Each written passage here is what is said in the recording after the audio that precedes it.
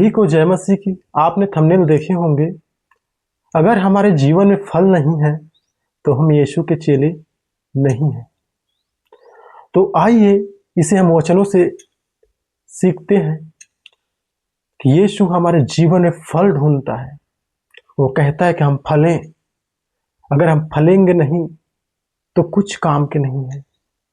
जैसे एक पेड़ को हम लगाए हैं, अगर उसमें फल नहीं आता, चाहे वो आम का पेड़ है चाहे संतरे का पेड़ है, अगर उसमें संतरे नहीं मिल रहा है, आम नहीं मिल रहा, तो क्या फायदा।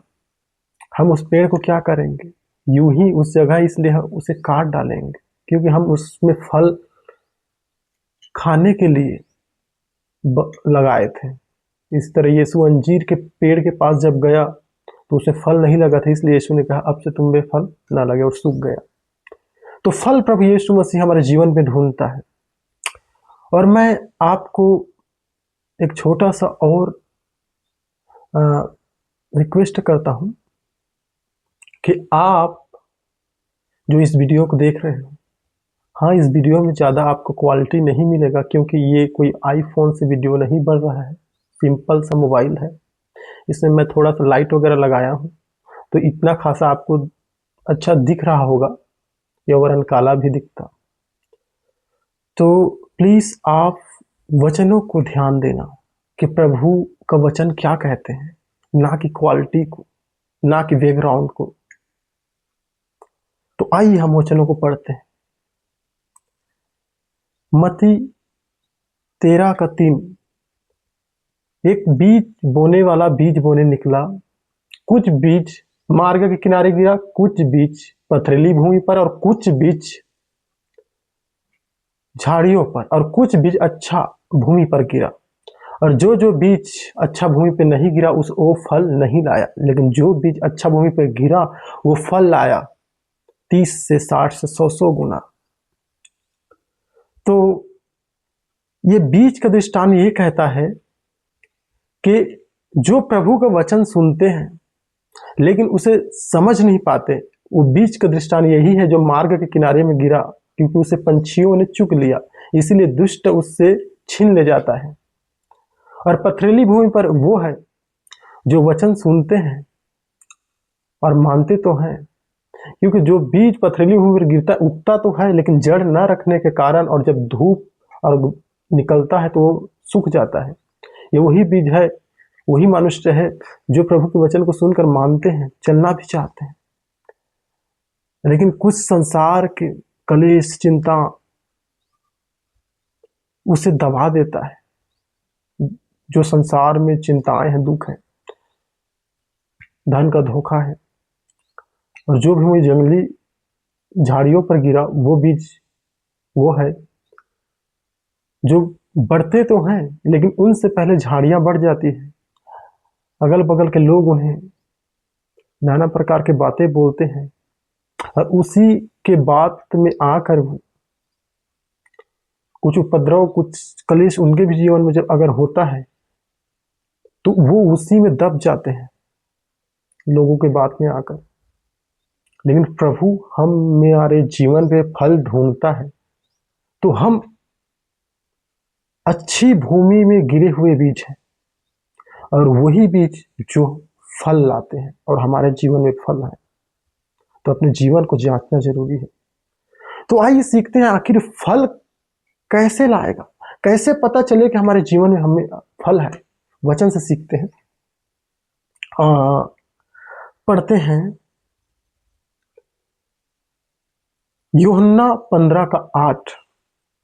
यूहन्ना 15:8 यहां पर लिखा है, मेरे पिता की महिमा इसी से होती है कि तुम बहुत सा फल लाओ,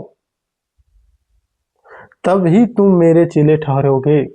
मेरी पिता का इच्छा इसी से पूरी होती है कि तुम बहुत से फल लाओ, तभी मेरे चेले ठहरोगे। यहां भी लिखा है कि हमारे जीवन में फल लाना जरूरी है। तो फल लाना है तो हमें कैसा पता चलेगा कि हमें फल है हमारे जीवन में, और कितना हमें फलना है। तो आइए उसके लिए एक और वचन पढ़ते हैं। यहां पर यूहन्ना 15:4 और 5 यहां पर लिखा है, तुम मुझ में बने रहो और मैं तुम में, जैसे डालियां यदि दाखलता में बनी न रहे तो अपने आप से नहीं फल सकती, वैसे तुम भी यदि मुझ में बने न रहो तो नहीं फल सकते। तुम मुझ में बने रहो, यदि तुम मुझ पर नहीं बने रहोगे तो नहीं फल सकते। मतलब हमें यीशु मसीह में चलना है, विश्वास कर कर यीशु मसीह की आज्ञा के अनुसार जीवन बिताना है, उसके वचनों पर ध्यान देना है। प्रार्थना, आराधना, स्तुति, संगति हमारे जीवन से बिल्कुल अलग ना हो, तो हम फलेंगे। यीशु मसीह के साथ रहेंगे तो फलेंगे, क्योंकि अगर डालियां दाखलता में अगर ना हो तो कैसे अपने आप से फल सकता है। तो यहां पर 5 आयत मैं पढ़ना चाहता हूं। हाँ, मैं दाखलता हूं, तुम डालियां हो। मैं दाखलता हूं, तुम डालियां हो, जो मुझ में बना रहता है और मैं उसमें, वह बहुत फल फलता है, क्योंकि मुझसे अलग होकर तुम कुछ भी नहीं कर सकते। तो इसी तरह जो मुझ में बना रहता है वो बहुत फल फलता है, इसलिए तुम मुझसे अलग होकर कुछ भी नहीं कर सकते, ना फल नहीं सकते। तो हम यीशु मसीह के आज्ञाओं को जब मानते हैं, उनके वचनों के अनुसार जीवन जीते हैं, यीशु मसीह जैसे चाल चलते हैं, जैसे यीशु मसीह ने यहाँ जीवन बिताया और हमें मार्गदर्शन दिखाया और हम उसमें चलते हैं, तो हम उसमें बने रहते हैं। अगर बने रहते हैं तो हमारे जीवन में फल भी लगता है और प्रभु हमारे जीवन में फल ढूंढता है। तो आइए जानते हैं ये फल क्या है, कैसा फलता है। तो आइए फल को जानते हैं हम। और फल का, इसके लिए मैं आपको पढ़ना चाहता हूं आपके लिए कि ये, हाँ, गलातियों की पत्री 5:22, गलातियों की पत्री 5:22 यहां लिखा है 22 में, पर आत्मा का फल प्रेम, आनंद, शक्ति, धीरज, भलाई, विश्वास है। फल क्या है? प्रेम, आनंद, हाँ, शांति, धीरज, कृपा, भलाई, विश्वास। यदि हम यीशु मसीह में बने हैं तो ये हमारे जीवन में है।